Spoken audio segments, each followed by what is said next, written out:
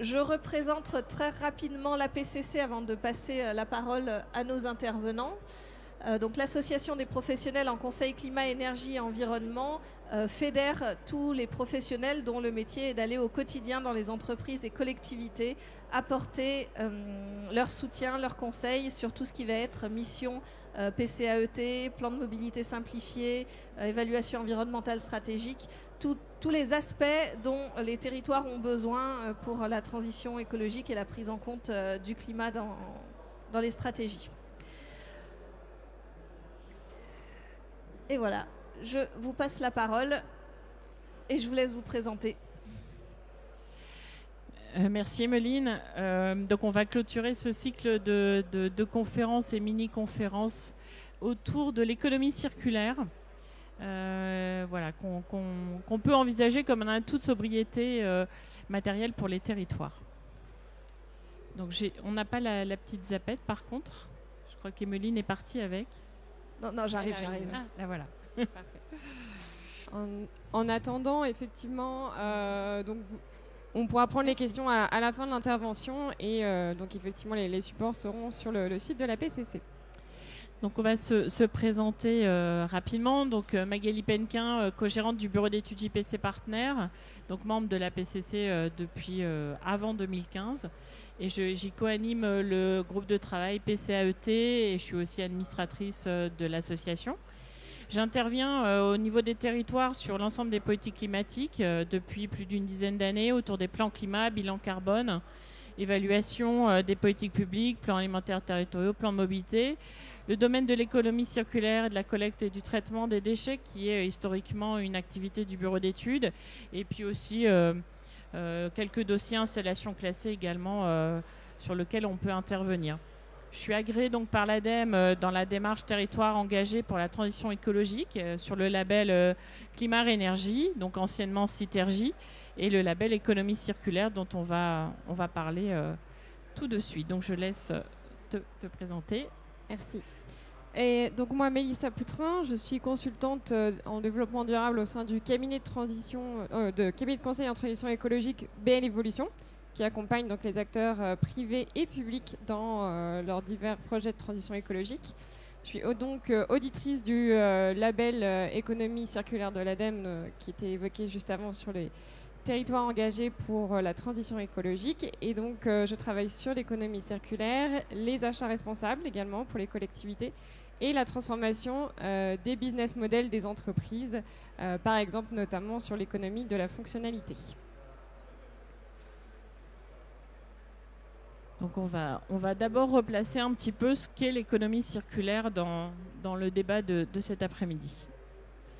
Donc l'économie circulaire, c'est 3 domaines d'intervention, donc on les voit ici, autour de l'offre des acteurs économiques, autour de la demande et les comportements des consommateurs et autour de la gestion des déchets, et aussi 7 piliers, donc on va voir ensuite.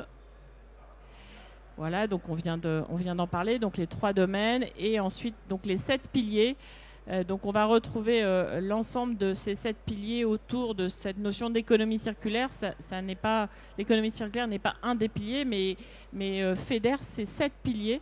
Donc l'écologie industrielle et territoriale, l'économie de la fonctionnalité dont vient de parler Mélissa, le réemploi, la réparation, la réutilisation, le recyclage et l'éco-conception. Donc on a vraiment au service de ces 3 domaines précédemment cités, 7 piliers d'intervention de l'économie circulaire. Donc je les ai remis ici, mais je vais peut-être pas tous les citer, mais c'est assez intéressant notamment de revoir un petit peu ces thématiques. Donc bon, l'éco-conception, tout le monde sait à peu près ce que c'est. Donc on est vraiment sur l'impact du cycle de vie d'un produit. L'économie industrielle et territoriale, l'écologie industrielle et territoriale, on est vraiment sur la gestion optimisée des stocks et des flux de matière, sur un mode d'organisation d'un territoire, que ce soit un territoire industriel, économique ou sur lequel vivent des populations également. L'économie de la fonctionnalité, c'est vraiment l'usage plutôt que la possession, vendre un service plutôt qu'un bien. Et puis ces 4 notions autour du réemploi, de la réutilisation, de la réparation et du recyclage, dont les différences sont parfois assez subtiles. mais c'est intéressant effectivement de poser des mots dessus. Donc voilà, je vais passer rapidement sur ces sujets, puisqu'on n'a qu'une demi-heure de présentation. Donc c'est un concept économique, l'économie circulaire, dont l'objectif est de produire des biens et des services tout en limitant la consommation et le gaspillage de matières premières, d'eau et de sources d'énergie.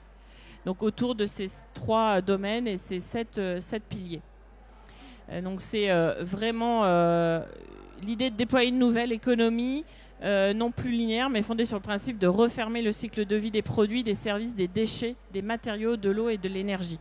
Donc on est vraiment dans une boucle virtueuse qui vise à limiter le prélèvement des ressources dans le milieu naturel et les usages associés, donc, que sont l'eau et l'énergie. Je vais laisser Mélissa parler du cadre réglementaire.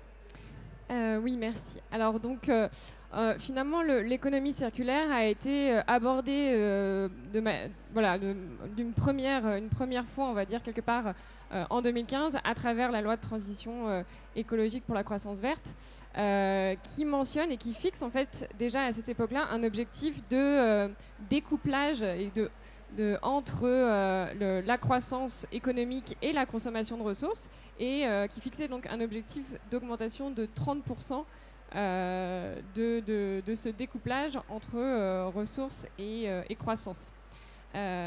Objectif qui d'ailleurs existe encore et aujourd'hui fait partie notamment de notre feuille de route française pour les objectifs de développement durable. Donc voilà, on ne le mentionne pas souvent, mais c'est quand même un objectif à garder en tête. Ça s'est poursuivi donc en 2018 avec le travail sur la feuille de route économie circulaire, qui a permis de créer déjà des groupes de travail en fait autour des différentes notions, notamment pour repenser notre modèle de consommation et de production, et qui a pu donc la feuille de route qui s'est ensuite matérialisée donc dans le plan ressources pour la France.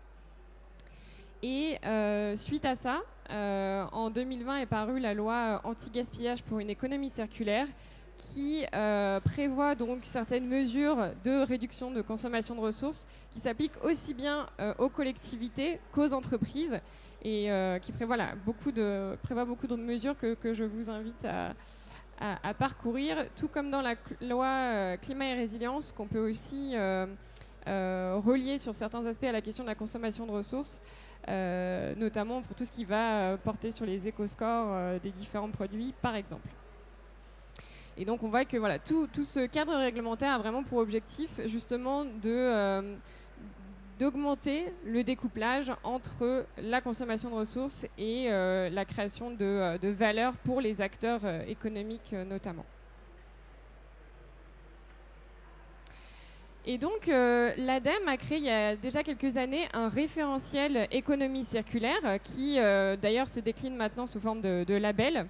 Donc c'est un outil en fait qui permet de quelque part faire son auto-diagnostic et dont les objectifs sont effectivement de réaliser un état des lieux de la politique territoriale d'économie circulaire sur différents aspects qu'on verra juste après, qui permet du coup de se positionner en tant que collectivité pour savoir où on en est en matière d'économie circulaire, d'identifier du coup les actions à mettre en place pour progresser sur ce sujet, et finalement construire une feuille de route qui soit partagée avec les différents services de la collectivité et aussi avec les collectivités infra et supra pour embarquer finalement tout l'écosystème et aussi les acteurs du territoire bien entendu. Éventuellement donc qualifier sa performance, puisque à travers le référentiel on a des indicateurs qui permettent de voir un petit peu où on en est. Et on peut aussi utiliser ce référentiel comme outil de suivi quelque part, puisqu'on a aussi des indicateurs qui sont prévus dans la plateforme. Alors, on a remis ici donc les différents axes de ce référentiel économie circulaire qui se retrouvent à travers les différents sites de l'ADEME. Et donc, on a finalement 5 axes. Un premier axe qui porte vraiment sur l'aspect stratégique et le déploiement de l'économie circulaire au sein des différents projets stratégiques de la collectivité notamment, le portage par un élu référent et par une équipe technique en interne, ainsi que la mobilisation des principaux acteurs sur ce sujet. On a un deuxième axe qui porte sur le développement des services de réduction, collecte et valorisation des déchets. Donc vraiment sur l'axe 2, on est sur tous les sujets qui vont être liés aux déchets et au recyclage, notamment à la collecte. Un troisième axe qui porte sur donc, les piliers justement de l'économie circulaire qu'a évoqué Magali. Donc tout ce qui va être notamment modèle économique, éco-conception, économie de la fonctionnalité, mais aussi les achats responsables qui sont un levier très très fort évidemment pour les collectivités. Un quatrième axe qui porte sur les outils financiers du changement de comportement et un cinquième axe sur la coopération et l'engagement.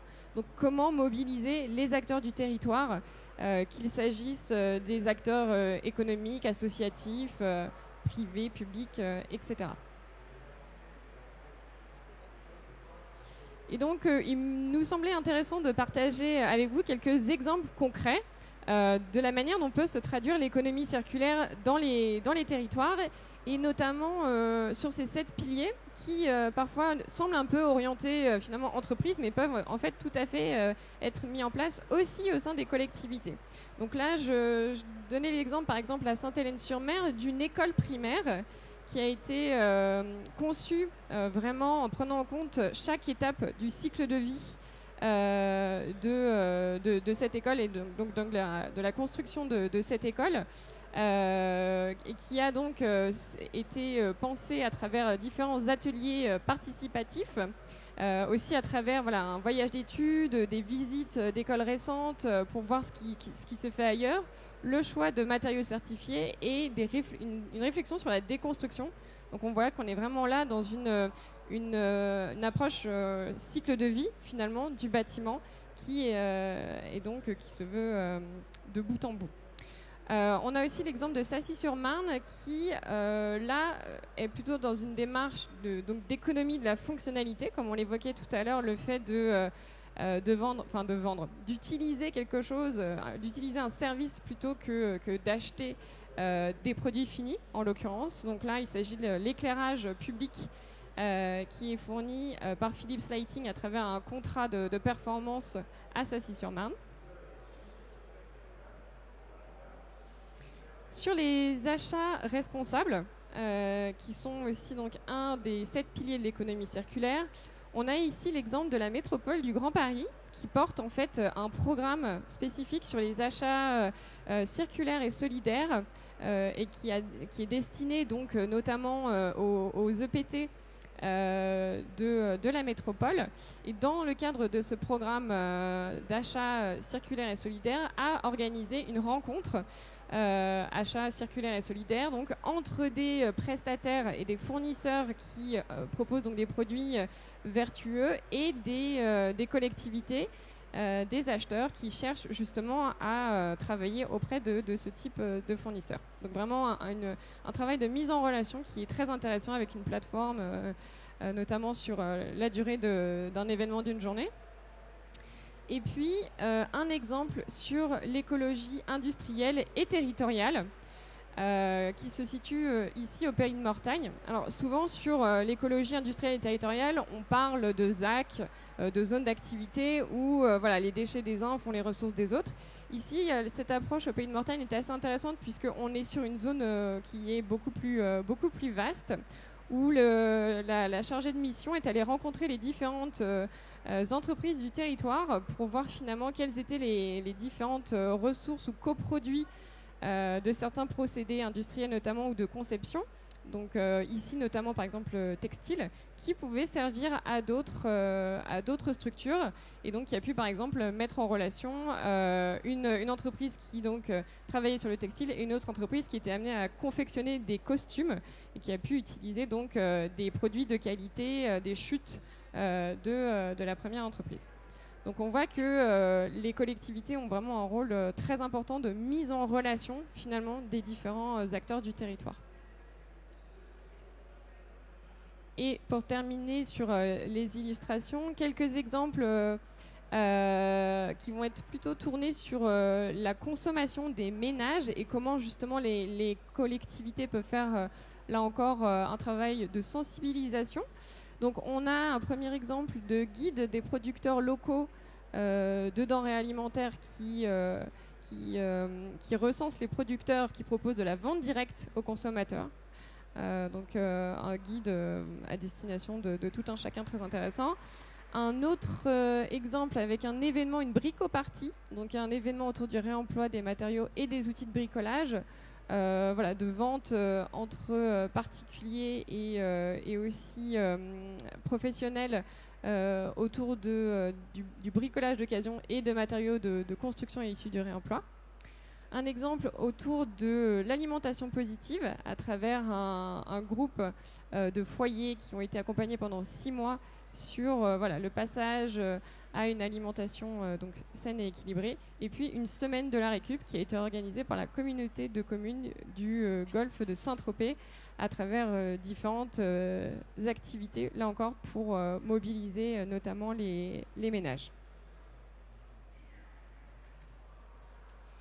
Et donc, pour apporter aussi d'autres arguments finalement qui peuvent inciter les collectivités à se lancer dans ces démarches d'économie circulaire, le gouvernement a estimé que 300 000 emplois pouvaient être créés grâce à l'économie circulaire. Donc c'est vraiment une démarche qui permet de dynamiser un territoire, de créer des emplois, mais aussi de favoriser l'innovation au sein des différentes structures et éventuellement de consolider des filières industrielles grâce à l'usage de ressources locales et de la création d'écosystèmes plus locaux, pérennes et effectivement non délocalisables. On parlait tout à l'heure d'empreinte matière et donc aujourd'hui, pour aller un petit peu plus loin dans cette notion d'économie circulaire, les territoires peuvent lancer des analyses de flux de matière territoriale. On voit à ce moment-là le territoire comme un métabolisme biologique qui a des besoins en termes d'énergie, de matière, avec des flux entrants, des flux sortants, des états de stock et qui produit des déchets, au même titre qu'un métabolisme humain, et qui produit aussi un certain nombre de pollutions. Et cette analyse de flux matière permet de réaliser vraiment une analyse écologique et économique de l'ensemble des flux, production, distribution, stockage, utilisation, exportation sur un territoire donné, de peser en tonnes ces matières, ces flux, et de pouvoir ainsi quantifier la vulnérabilité du territoire sur une de ces matières par rapport à ses activités économiques, par exemple. Donc ces méthodes aujourd'hui de quantification de flux matières territoriales sont basées sur la méthode Eurostat, qui est la base de compte des flux de matière de la France. Et donc on va effectivement rechercher pour un territoire les quantités de matière qu'utilise ce territoire et les quantités de matière qu'il génère en produits finis pour pouvoir effectivement identifier la manière dont se comporte ce métabolisme territorial à l'échelle d'un territoire en particulier. Donc on est sur un standard européen avec la méthode Eurostat et on a un caractère générique qui permet de faire des comparaisons entre territoires et entre différents types de flux de matière. On parle dans ce cas-là, effectivement, au-delà de l'économie circulaire, d'un écosystème territorial où on va travailler cette notion de vulnérabilité matière pour alimenter le développement économique du territoire et assurer sa pérennité. On voit aujourd'hui le sens que ça a par rapport aux problématiques d'alimentation matière de certains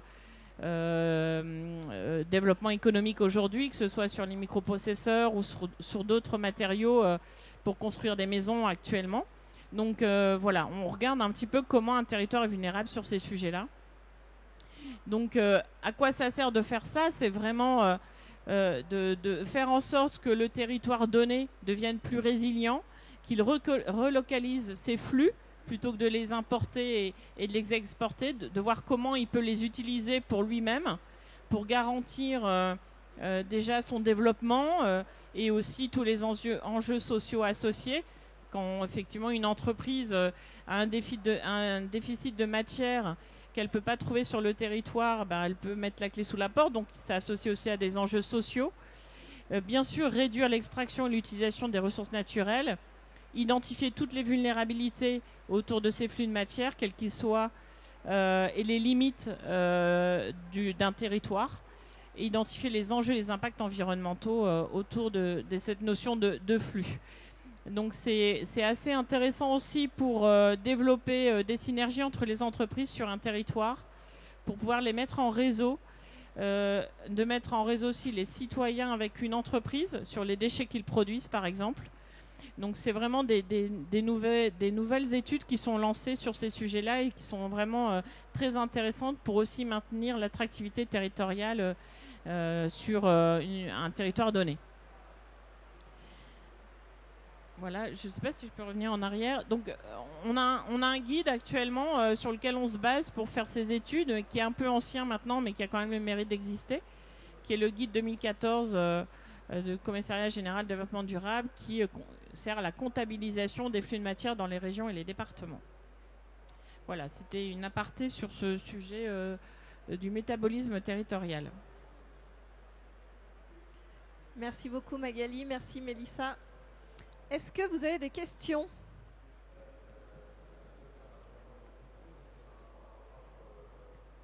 Des questions pour nos deux dernières intervenantes ?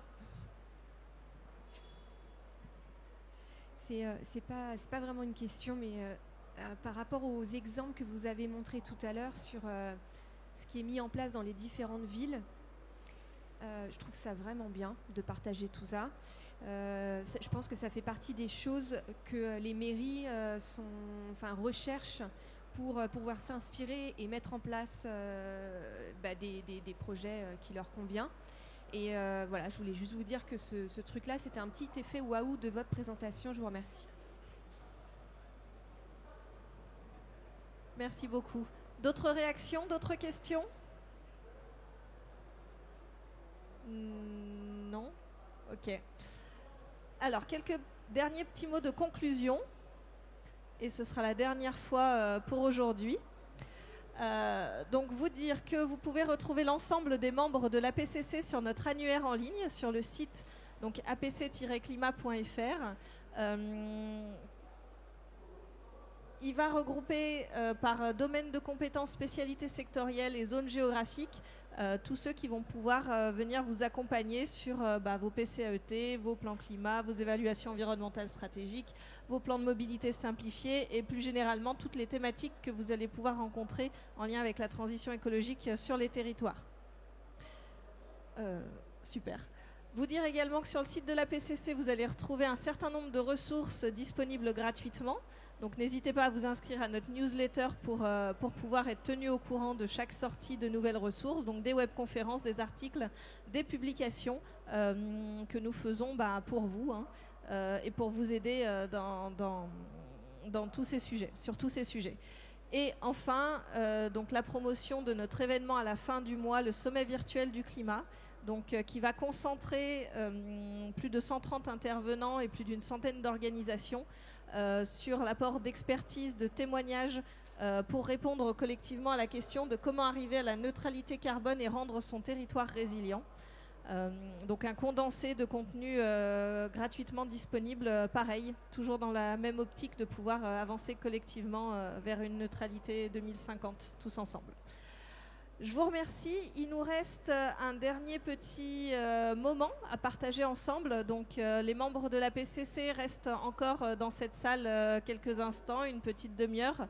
N'hésitez pas si vous avez des questions pour eux, si vous avez besoin d'un conseil personnalisé ou si tout simplement vous souhaitez échanger avec nous sur toutes ces questions et sur tous les sujets que nous avons pu voir dans cette riche journée sur le climat. Merci à tous.